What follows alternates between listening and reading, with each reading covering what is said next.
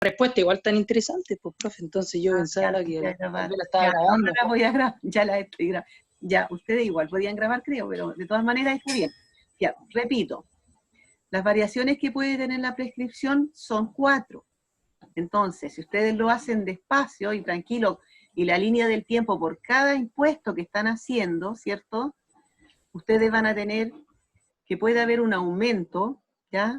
Un aumento de la prescripción significa que si cuando yo tengo claro, de aquí partí en 0, desde la fecha de vencimiento legal del impuesto, me dura hasta acá el periodo, los 3 años, ¿cierto?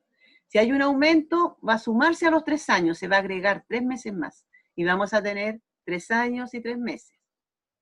Si renace la prescripción, solamente renace cuando citan al contribuyente dentro del plazo de prescripción, y no importa si era por cualquier causa que haya sido, no le llega al contribuyente. Lo importante es que fue enviada dentro del plazo de prescripción. Si fue enviada dentro del plazo de prescripción la citación,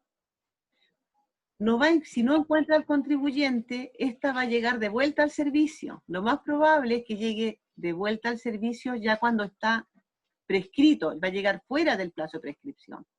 Supongamos que estaban en los 3 años, 2 meses, y manda la carta el fiscalizador, y a usted no le llega, porque si le llega le aumenta en 3 meses, ¿cierto?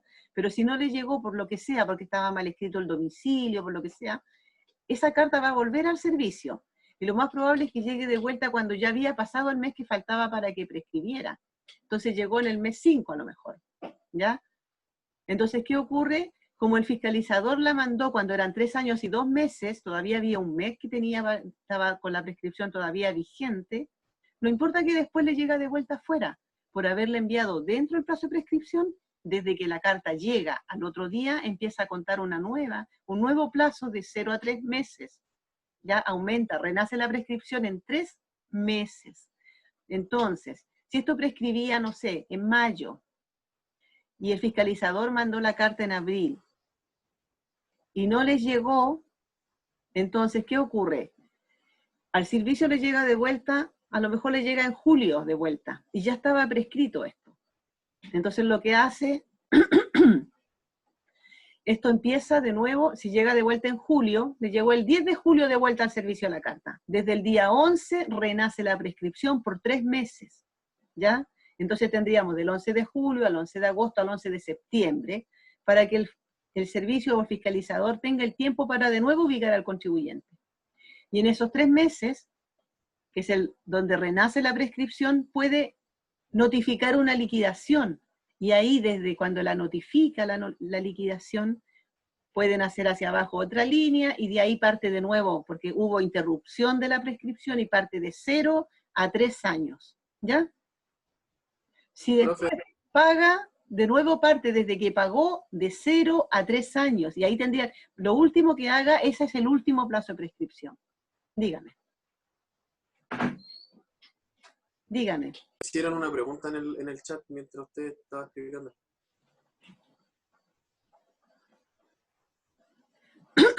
No es que después de la notificación comienza de 0. La notificación de liquidación, la notificación de giro. Chiquillos, la notificación es el medio por el cual se comunica el servicio con ustedes. Se llama notificación porque los notifica de algo. Si los notifica de una citación, va a aumentar el plazo en 3 meses, el plazo de la prescripción. Si los notifica de una liquidación, el plazo se interrumpe y parte de 0 a 3 años. No es la notificación en sí, es lo que está notificando. Si los notifica de un giro, parte de 0 a 3 años. ¿Ya? ¿Se entiende?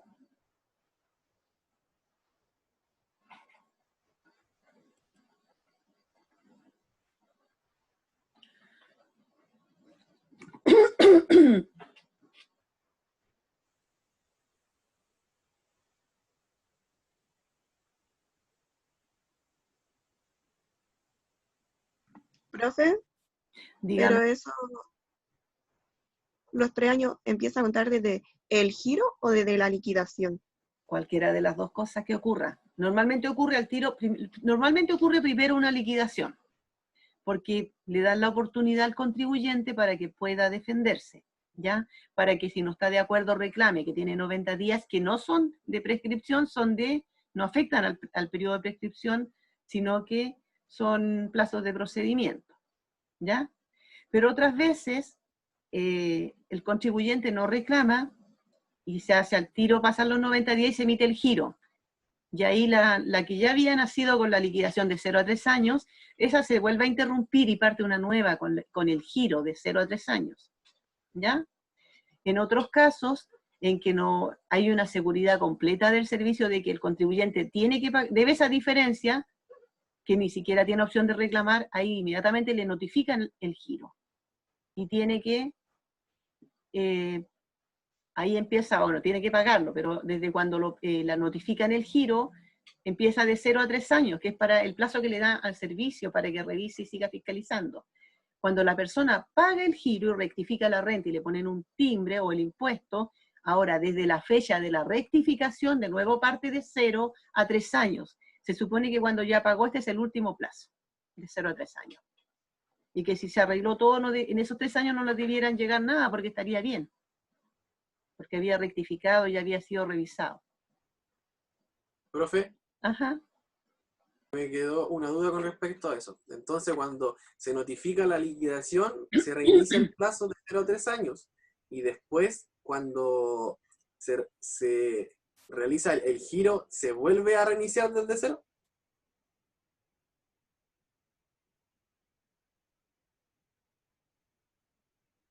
Muteó el micrófono, profe.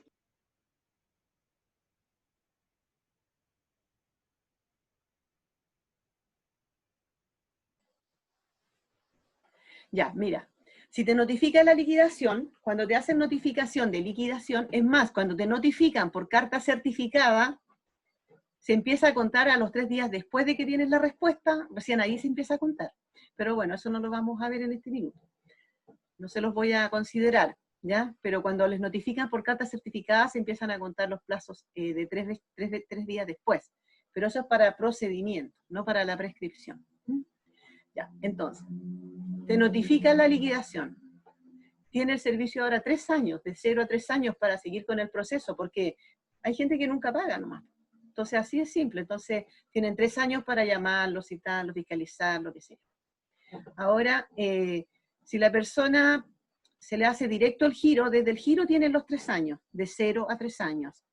O si se le notifica y él reclama y hay un proceso judicial, se interrumpe la prescripción, o sea, se suspende cuando empieza el procedimiento general de reclamaciones, se suspende y se deja de contar hasta que salga la sentencia final. Y cuando sale la sentencia final, se empieza recién a contar de 0 a 3 años.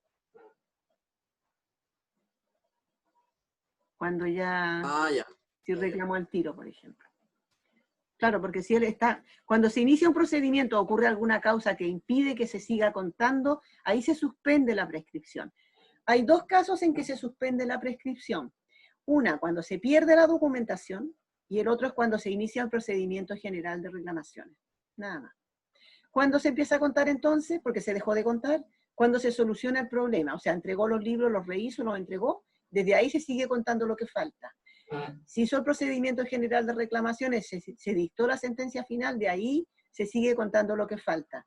Si es que usted tenía razón usted. Si usted no tenía razón, obviamente, y le emiten un giro, porque la sentencia dice que usted está equivocado y tiene que pagar, bueno, le van a emitir el giro, y desde ahí hay que partir de 0 a 3 años. ¿Ya? Por eso hay que ir haciendo la línea de tiempo por cada impuesto, es más fácil de entenderlo. ¿Qué otra duda?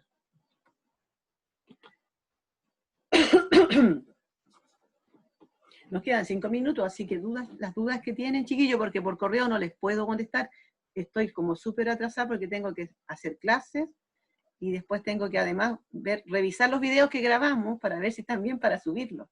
Y tengo que, antes de revisarlo, después tengo que subirlo al YouTube y todo lo demás, y después subirlo al aula. Así que pregunten, aprovechen ahora.